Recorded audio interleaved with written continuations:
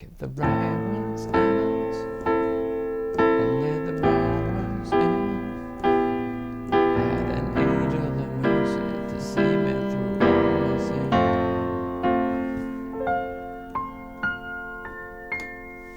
Salut, c'est Cyril de My Piano Pop et bienvenue à vous dans ce tuto où on va parler des deux choses qu'il faut vraiment savoir et qu'il faut vraiment travailler et les deux savoirs qu'il faut vraiment développer pour devenir un bon pianiste pop. Voilà. Encore une fois, quand on commence un instrument comme le piano et qu'on veut jouer des morceaux pop, il y a plein d'infos qui circulent et puis voilà, on se dit je vais travailler ça, puis je vais travailler ça, puis je vais travailler telle chanson et telle chanson. Voilà. Et voilà, souvent on est perdu un peu dans toutes ces possibilités. Il faut vraiment se focaliser sur deux choses. Donc, on va d'abord, avant de parler de ces deux choses, débroussailler un peu le terrain si vous voulez bien.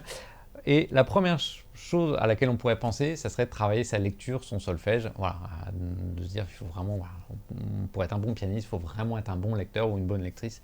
Et là, il faut tout de suite démystifier l'affaire. En fait, ça ne va pas vous servir du tout. Okay.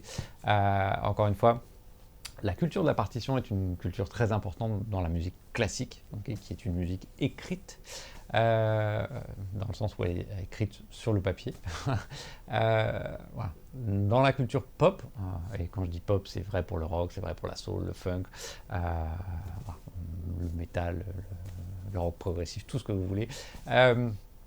On n'a pas cette culture de la partition. Okay, en gros, tout ce qu'on joue vient plus ou moins du blues, et donc tout ce qu'on joue vient d'une culture qui est extrêmement orale, okay, qui a plus à voir avec la culture de la rue plutôt qu'une culture écrite dans un conservatoire. Donc pour résumer ce point, on n'a en grosso modo pas besoin d'être un super lecteur ou une super lectrice pour devenir un très bon pianiste pop.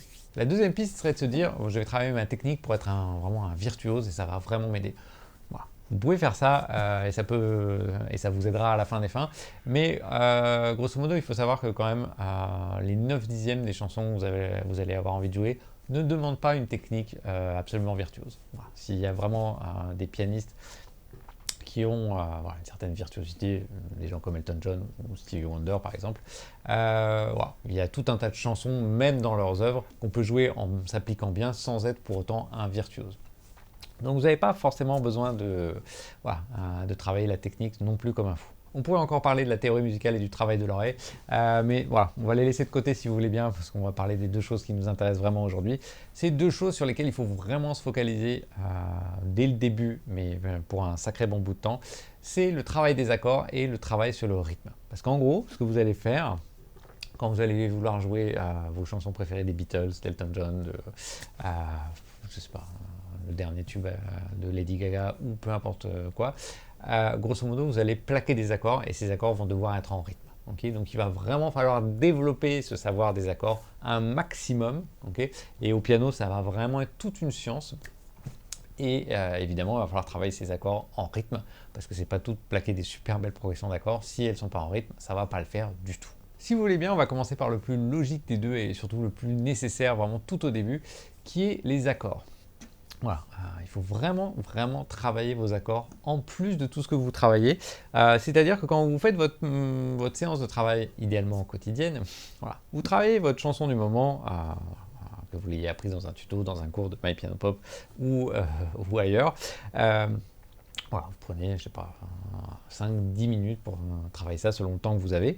Et après, en parallèle, c'est quand même très important de travailler vraiment les accords pour eux-mêmes. C'est-à-dire que dans cette chanson où vous travaillez en ce moment, mettons qu'il y ait les 4 accords magiques en Do, voilà, si on prend vraiment quelque chose d'assez accessible à tout le monde, on aurait donc Do majeur, Sol majeur, La mineur, Fa majeur.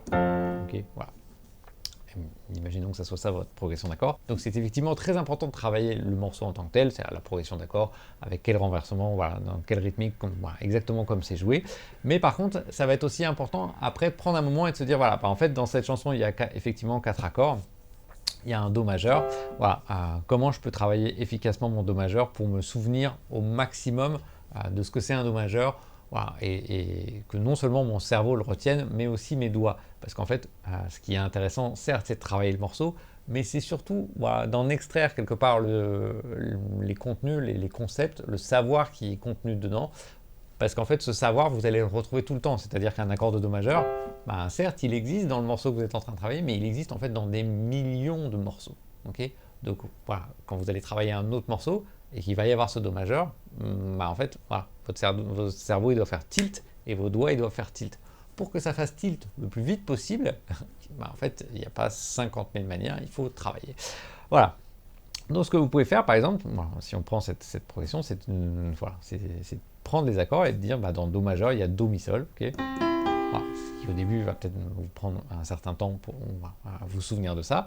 Et puis, voilà, une fois que vous l'aurez retenu, bah, en fait, vous allez pouvoir prendre Do, Mi, Sol, effectivement, puis renverser cet accord, Mi, Sol, Do, Sol, Do, Mi. Voilà. Voilà. Et du coup, commencez à travailler ça avec un rythme au début très lent. Alors vous pouvez vous mettre, je sais pas, un tempo à 60 et puis travailler ça en ronde. Ok, 1, 2, 3, 4, 1, 2, 3, 4, 1, 2, 3, 4, et puis vous continuez. Ok, voilà, vous n'avez pas besoin d'aller tout au bout du clavier, vous faites 1 ou 2 octaves, ça suffit très largement. Ok, et puis après vous pouvez peut-être soit augmenter le tempo, soit le mettre en blanche. 1, 2, 3, 4, 1, 2, 3, 4, etc., etc. Puis après vous pouvez le mettre en noir. 1, 2, 3, 4, etc. Ok, augmenter la vitesse.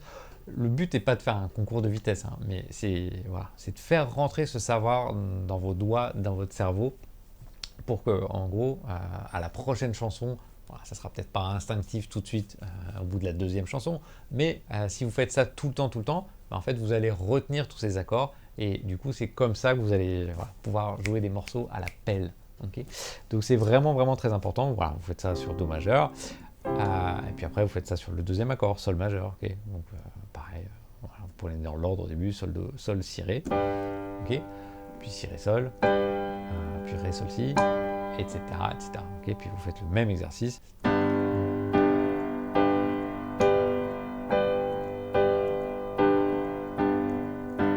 Okay, puis vous faites ça pour le La mineur, etc. etc. Okay, et puis pour le Fa majeur, voilà.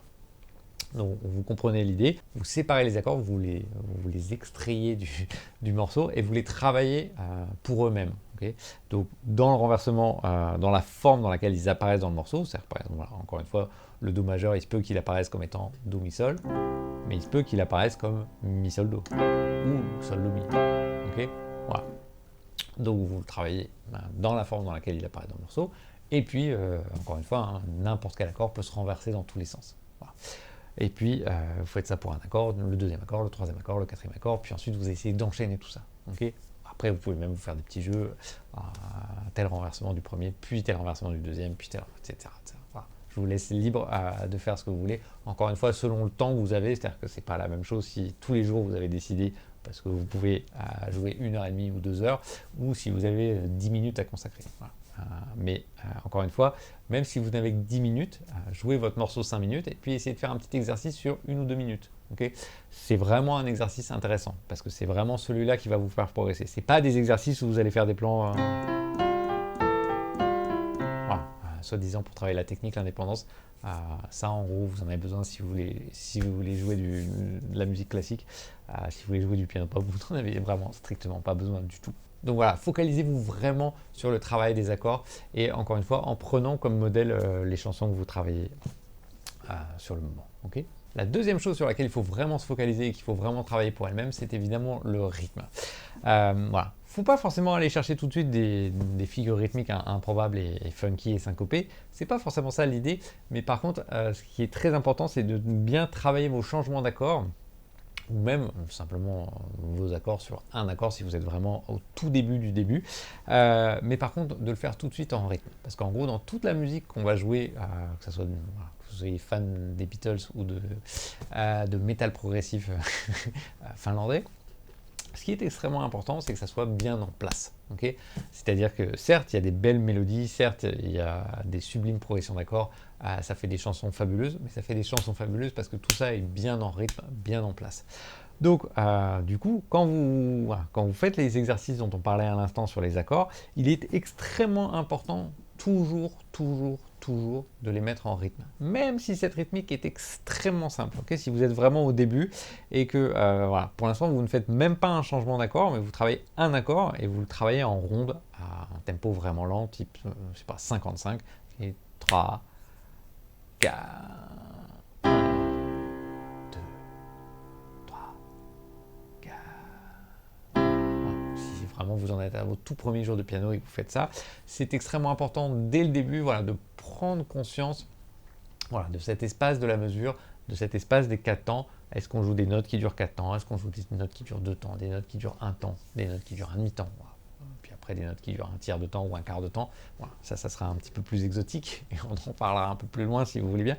Mais c'est vraiment voilà, hyper important de mettre 1, 2, 3, 4. Si par exemple vous travaillez vos renversements de Do, 1, 3, 4, 1, 2, 3, 4. Ou par exemple si vous travaillez, je sais pas, 2 accords, Do majeur, Sol majeur, ok. 1, 2, 3, 4, 1, 2, 3, 4. Puis vous revenez sur Do, ok. Voilà. Puis vous pouvez ensuite mettre ça en blanche, mettre ça en noir. Bref, il y a tout un tas de moyens, on en a déjà parlé il y a un instant au moment des accords, mais c'est vraiment extrêmement important que ces changements d'accords soient bien en rythme. Okay, donc il faut vraiment vous focaliser là-dessus. N'allez pas vous perdre, encore une fois, dans un travail de lecture qui ne vous servirait à rien. N'allez pas non plus vous perdre trop dans des exercices de technique dont vous n'avez pas besoin non plus. Focalisez-vous vraiment sur ce travail des accords et du coup ce travail des accords en rythme. Okay, c'est vraiment ces deux choses-là. Après, vous pourrez travailler aussi la rythmique pour elle-même. Voilà. 1 et 2 et 3 et 4 et travailler des croches. 1 et 2 et 3 et 4. Voilà. On va faire des tutos sur le rythme et on va vraiment vous accompagner du mieux qu'on peut. Mais encore une fois, voilà, la première chose à faire, c'est de mettre les accords en place. Okay, et vraiment d'être à l'heure sur votre changement d'accord. C'est-à-dire que quand vous faites un changement d'accord, ce qui est hyper important, c'est pas tellement, si mettons, vous faites des accords qui durent 4 temps, donc vous jouez des rondes, ok, 1, 2, 3, 4. Ce qui est important, c'est pas que la ronde soit parfaitement complète et que l'accord dure exactement pile 4 temps. Ce qui est important, en gros, c'est que vous jouez sur le 1 et donc l'accord suivant, il va être sur le 1 de la mesure d'après. Ce qui est très important, c'est d'être à l'heure sur ce changement d'accord. Si pour être à l'heure sur le 1 de la mesure suivante, il faut que vous arrêtiez votre Do, votre premier accord sur, je sais pas, le 2, ok, qu'en gros ça fasse 1, 2, 3, 4, 1. Okay, ce qui est important, c'est d'être à l'heure sur le 1 de la mesure suivante. Si pour ça, il faut raboter l'accord d'avant, c'est vraiment pas grave. Sachant qu'au piano, vous avez une arme redoutable pour vous faciliter la tâche, qui est évidemment votre pédale de sustain. C'est-à-dire que là, je ne l'ai évidemment pas mise volontairement, mais en fait, ce qu'on va faire, c'est qu'on va faire 1, 2, on appuie la pédale, voilà, ok, on va se mettre bien en place, et du coup, on est à l'heure. Je vous fais en comptant les temps. 1, 2, 3, 4, 1. Ok, voilà. Et c'est grâce à cette pédale de sustain qu'effectivement, je peux prendre mon temps dès que j'ai plaqué mon Do majeur. 2, 3, 4, boum. Donc on va faire des tutos évidemment consacrés spécialement à la pédale de sustain, spécialement au travail du rythme, spécialement au travail des accords. Mais voilà, c'est un tuto de philosophie générale d'apprentissage du piano pop. C'est vraiment de se focaliser sur ces deux choses, les accords et la rythmique. Okay, donc travaillez vos accords. Encore une fois, prenez la chanson que vous êtes en train de travailler, voilà, sortez les accords de la chanson en elle-même, voilà, travaillez-les pour eux-mêmes. Travaillez tous les renversements possibles, mettez ça en rythme avec différentes rythmiques, des noires, des blanches, des rondes, des croches, des doubles croches, selon là où vous en êtes, des triolets, des sextolets, bref, faites ce que vous voulez. Mettez ça éventuellement en arpège, hein. Là pour l'instant on les a plaqués, mais on pourrait très bien faire aussi...